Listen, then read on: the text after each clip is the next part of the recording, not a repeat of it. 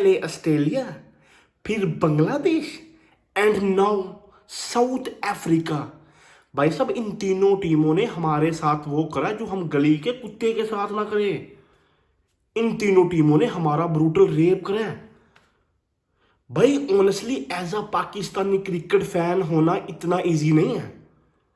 हम हर वक्त डिप्रेशन में रहते हैं कि पता नहीं कब पाकिस्तान कोई सीरीज जीते और हम सेलिब्रेट करें।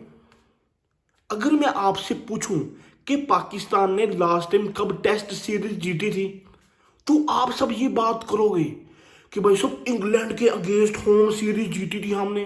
अच्छा, अगर मैं ये पूछूं कि उससे पहले हमने कब सीरीज जीती थी, क्या मुझे आप बता सकते हो?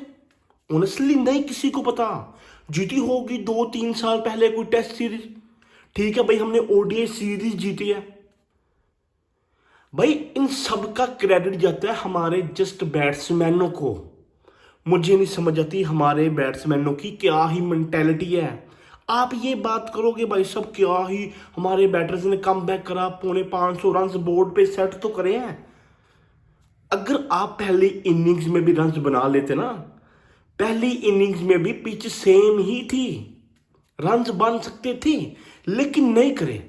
दूसरी इनिंग्स में 450 का हमने क्या करना, इजीली भाई सब 58 का टारगेट था, उन्होंने इजीली आते साथ ही कुत्ते की मौत मांगी, चलो जी घर जाओ। अब हम खेलेंगे जून में ऑस्ट्रेलिया के साथ। भाई मुझे नहीं समझ आती कि मैं पाकिस्तान टीम का फैन हूं या किसका फैन हूं। मतलब आता हूं रोज एवरी सिंगल वीडियो में मैं एक ही बात आके करता हूं, भाई ये हो गया वो हो गया, पाकिस्तानी बैटर नहीं चल रहे, इनको चलना चाहिए, क्रीज पे खड़े होके रन बनाने चाहिए। मतलब भाई बल्ले पे बॉल आ रहा है, पाटा विकेट है, बैटिंग विकेट है, तो आपको क्या चाहिए? खड़े होके खेलते जाओ, क्रीज पे खड़े रहो, कोई शाटे मारने की जरूरत नहीं, जस्ट जो मर्जी हो जाए भाई। मुझे एक बात की समझ नहीं आती, ये भोसड़ी के ओडीआई में खेलते हैं टेस्ट, टेस्ट में खेलते हैं ओडीआई। इनको समझा दो भाई, आप टेस्ट सीरीज खेल रहे हो, इनको समझ ही नहीं आती, पता नहीं कहाँ सोए हुए हैं ये भोसड़ी के। तो भाई डेफिनेटली एक बात तो यहाँ पे मैं करूंगा, मैं मानता हूँ कि पाकिस्तान की टीम की फॉर्म वापस आ चुकी है। ये जो 550 रन पाकिस्तान ने बोर्ड पे सेट करे हैं, ये एक अच्छा साइन था कि भाई चलो भाई हमारे कैप्टन शान मसूद ने जिस तरह की एक्स्ट्राऑर्डिनरी इनिंग्स खेली, 145 रन की, चलो ठीक हो गया। एक बहुत ही अच्छा गेम डाला था मुफाका ने जिस बॉल पे वो आउट हुआ। बाबर आजम की फॉर्म वापस आ चुकी है, 350 रन 350 कर चुका है वो बंदा।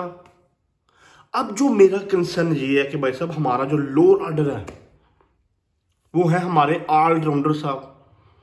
भाई रन्स कर ले भाई। मतलब भाई ना तुमसे बॉलिंग होती है ना तुमसे बैटिंग होती है, तुम किस बेस पे पाकिस्तान की टीम में खेल रहे हो?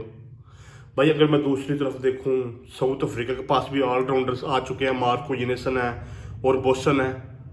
और इसी तरह इंडिया की बात करूं, इंडिया के पास भी है, रविंद्र जडेजा है, वशिंट्रा सुंदर है। ऑस्ट्रेलिया के पास तो भाई साहब भरमार ही है ऑलराउंडरों की। कैमरन ग्रीन है, मार्कस स्टोनिस है, किस किस की बात करूं, Mitchell Marsh.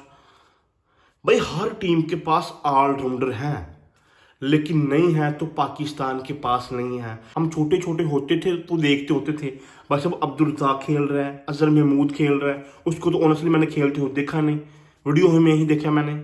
Shahid Afridi spinner allrounder था। उसके बाद से भाई साहब हमारे पास कोई ऑलराउंडर आए नहीं। आई रिमेंबर अफरीदी के दौर में ही आए थे बिलावल भट्टी, अनवर अली, फिर उसके बाद आया फ़हीम अशरफ आ गया 2016 में। उसने भी 1-2 साल अच्छा खेला, भाई ठीक है, good bye tata bye bye मैं जा रहा हूँ। और फिर उसके बाद बराजमान होते हैं भाई साहब अपने आमर जमाल साहब। अपनी पहली सीरीज खेलता है तो भाई साहब अटैक करता है ऑस्ट्रेलिया पे, ऑस्ट्रेलिया में जाके ऑस्ट्रेलिया को कुत्ते की मौत मारता है, एक इनिंग में 6 आउट कर देता है, 85 रन की एक्स्ट्रॉर्डिनरी इनिंग्स खेल देता है। अब मेरे माइंड में एक बात चल रही है, सारे पाकिस्तानी फैंस के माइंड में, कि भाई हमारे पास आ गया ऑलराउंडर, हमें ऑलराउंडर मिल गया, पीछे पीछे हो जाओ। हमारे अगले 10 साल सेव हो चुके हैं भाई। आमर जमाल जिस तरह से आके अब नीचे से आके फिनिश करेगा, हिटिंग करेगा, स्ट्राइक रोटेट करेगा।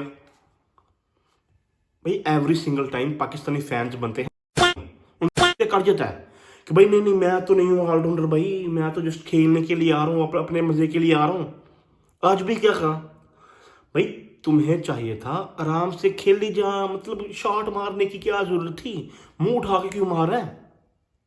आगे एक दिन पड़ा था तो अपना 50 60 तो कर जा भाई, मैं भी तो 100 भी कर जाता जिस तरह की विकेट थी।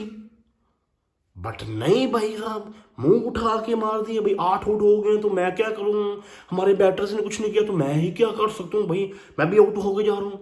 बोस उड़ गए पाकिस्तान के लिए, नहीं तो अपने लिए खेल ले। हमारे वाइस कैप्टन की फॉर्म थी, वो फॉर्म चली गई है। खैर आगा सलमान ने फिर 48 रन बना दिए। ये मेरे ख्याल से भाई साहब एक अच्छा साइन है, पाकिस्तान की जो फॉर्म लगी हुई है। अब मेरा कंसर्न ये है कि भाई साहब ये जो फॉर्म लगी है ना, कंटिन्यू रहे। अब इसको कंसिस्टेंट रख के आगे चलें। आगे हमारा जो वेस्ट इंडीज़ के साथ मैचेस होने हैं भाई साहब, उस मैच में भी ये परफॉर्म करें। बाबर आजम शो कर दे बाबर आजम शो कर दे, हमारे कैप्टन शॉन मसूद साहब इसी फॉर्म को बहाल रखें। अब ये ना हो कि भाई मतलब जिस तरह लास्ट टाइम हुआ था इंग्लैंड के अगेंस्ट, एक शो करा फिर उसके बाद 7 8 इनिंग गुल, कोई पता नहीं भाई क्या करना क्या नहीं करना। भाई हम तो होप ही कर सकते हैं कि पाकिस्तान जीते, बट फायदा कोई नहीं जीतने का भाई। जीत जाओ भाई, 8वें नंबर पे लगे हो। 2 दिग्गज टीमों का मुकाबला होने जा रहा है, 2 टॉप 2 टीमों का क्या होगा भाई। खैर भाई अब देखेंगे क्या होता है वेस्ट इंडीज की सीरीज का। अब हम करेंगे प्रीव्यू तो देखेंगे पाकिस्तान की टीम कहाँ पे खड़ी है, स्क्वाड का अनाउंस होता है कि नहीं होता, स्पिनर्स होते हैं कि नहीं होते पाकिस्तान के। पाकिस्तान में ही साजिद खान नुमान अली को खिलाते हैं नहीं खिलाते भाई, कुछ भी हो सकता है। ये पाकिस्तान है, आप कुछ भी प्रेडिक्ट नहीं कर सकते पाकिस्तान के बारे में। तो खैर भाई देखेंगे अब जब स्क्वाड अनाउंसमेंट होगी।